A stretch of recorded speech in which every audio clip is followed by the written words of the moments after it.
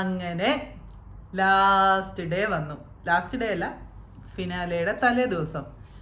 അപ്പൊ എന്താ പറയുന്നത്, ബിഗ് ബോസ് മലയാളം സീസൺ 6 അവസാനിക്കുകയാണ്. അതെ, സീസൺ 6 അവസാനിച്ചു. ഇനി നമുക്ക് സീസൺ 7 വേണ്ടിയിട്ട് വെയിറ്റ് ചെയ്യാം. സീസൺ 7 കണ്ടസ്റ്റൻസിന്റെ ഒക്കെ കുറ്റമൊക്കെ പറയാനായിട്ട്, കുറ്റവും കുറവും ഒക്കെ പറയാൻ നമുക്ക് വെയിറ്റ് ചെയ്യാം. ഇപ്പൊ വോട്ടിംഗ് തകൃതിയായിട്ട് നടക്കുന്നുണ്ട്.